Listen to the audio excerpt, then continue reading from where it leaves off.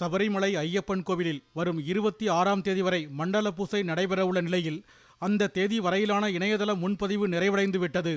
இதன் காரணமாக தினசரி தரிசனம் செய்யும் பக்தர்களின் எண்ணிக்கை 2 மடங்காக அதிகரித்துள்ளது.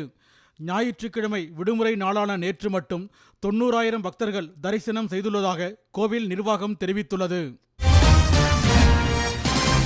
கிருஷ்ணகிரி அருகே வண்டிக்காரன்கோட்டை பகுதியில் புதிதாக திறக்கப்பட்டுள்ள மதுக்கடையை அகற்ற வலியுறுத்தி பாமகவினர் முற்றுகை போராட்டத்தில் ஈடுபட்டனர்.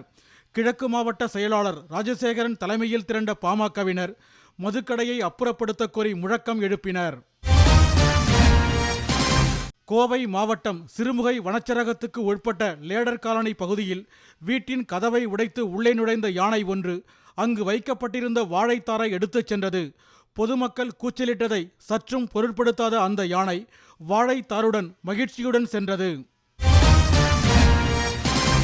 விருத்தாசலத்தை அடுத்த கச்சிபெருமானத்தம் கிராமத்தில் மது அருந்த பணம் தர மறுத்த பாட்டியை கட்டையால் அடித்து கொலை செய்த அவரது பேரன் வேல்முருகன் என்பவரை காவல்துறையினர் கைது செய்தனர்.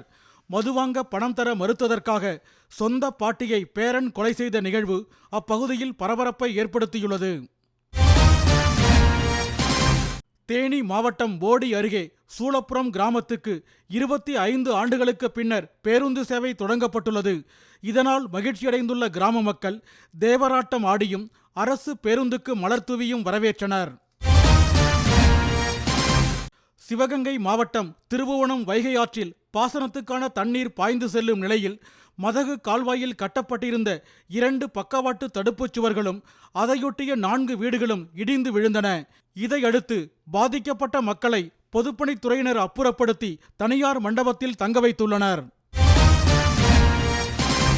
புதுச்சேரி மணவெளி தொகுதிக்கு உட்பட்ட சின்னவீராம்பட்டினம் மீனவ கிராமத்தில் உள்ள அரசு தொடக்கப்பள்ளி சேதமடைந்துள்ளதால் 1 கிலோமீட்டர் தொலைவில் உள்ள ஓடைவெளி பகுதியில் உள்ள பள்ளிக்கு மாணவர்களை அழைத்துச் செல்லுமாறு அம்மாநில கல்வித்துறை அறிவுறுத்தியுள்ளது. இதற்கு எதிர்ப்பு தெரிவித்துள்ள பெற்றோர்கள் சேதமடைந்த கட்டடத்தை இடித்துவிட்டு புதிய பள்ளி கட்டடம் கட்டித்தர வேண்டுமென வலியுறுத்தி போராட்டத்தில் ஈடுபட்டனர்.